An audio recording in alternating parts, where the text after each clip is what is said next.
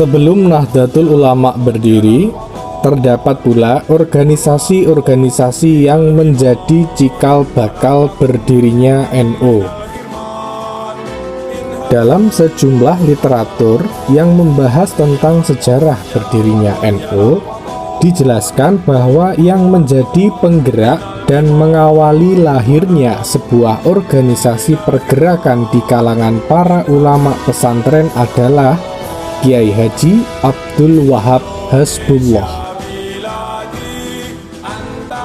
Organisasi-organisasi tersebut diantaranya adalah Tashwirul Afkar, Nahdlatul Wathon, Nahdlatut Tujar, dan Komite Hijaz.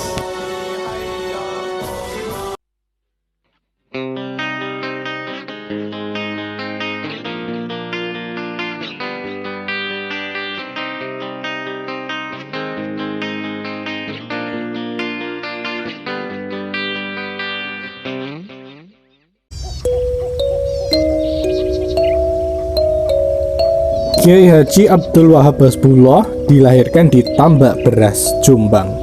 Ayahnya bernama Kiai Haji Hasbullah, salah seorang putri Nyai Fatimah, anak dari Kiai Syikhah, yang juga datuk dari Kiai Haji Hashim Ash'ari.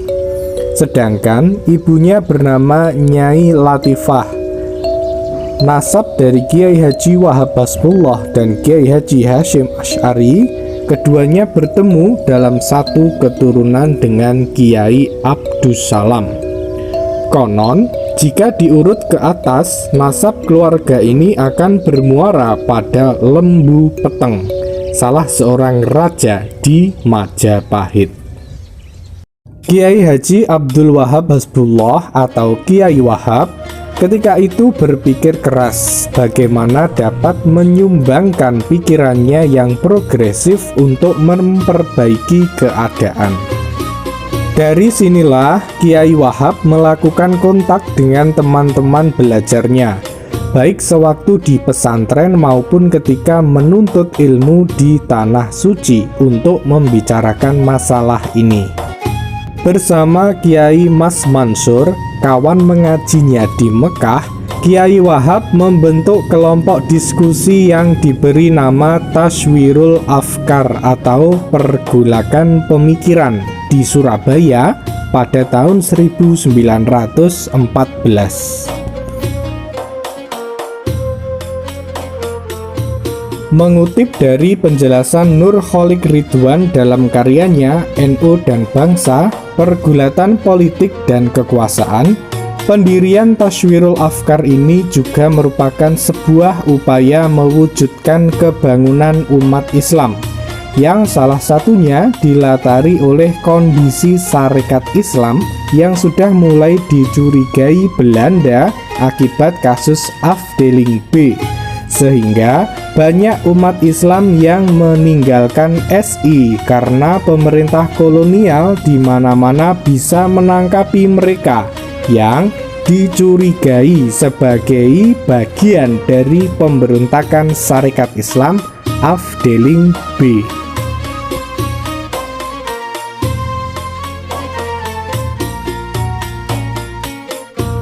Dalam ensiklopedia NU Jilid 4 dijelaskan bahwa situasi di tanah air yang mendorong terbentuknya Tashwirul Afkar adalah adanya perdebatan masalah-masalah khilafiyah dan serangan kalangan yang terpengaruh paham Wahabi terhadap ulama bermazhab Ahlus Sunnah wal Jamaah yang harus dihadapi kalangan pesantren, dan adanya penjajahan yang membuat rakyat semakin miskin dan terbelakang.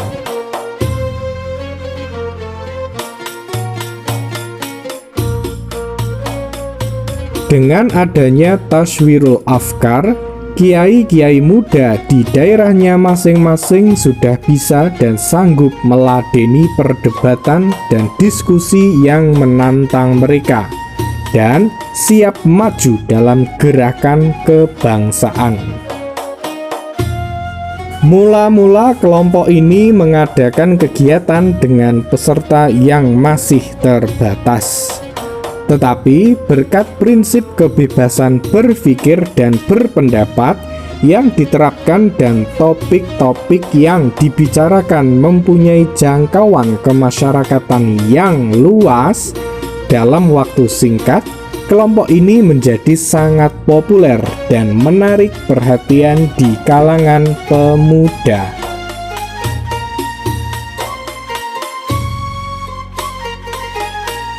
Tashwirul Afkar tidak hanya menghimpun golongan ulama-ulama pesantren saja. Tashwirul Afkar juga menjadi ajang komunikasi dan forum saling tukar informasi antar tokoh berpaham nasionalis, sekaligus jembatan bagi komunikasi antara generasi muda dan generasi tua.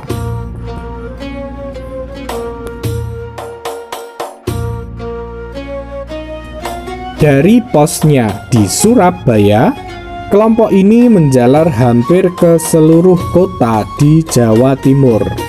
Tujuan dari didirikannya Tashwirul Afkar adalah untuk mencerdaskan kalangan santri dan kiai-kiai dengan cara melakukan diskusi dan perdebatan.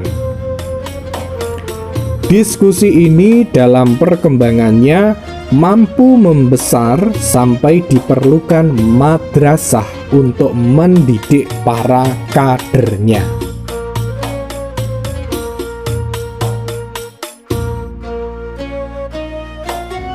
Arti penting dari diskusi yang diprakarsai Kiai Haji Abdul Wahab Hasbullah adalah mampu membuka cakrawala pengetahuan dan memperluas ilmu bagi kalangan pesantren.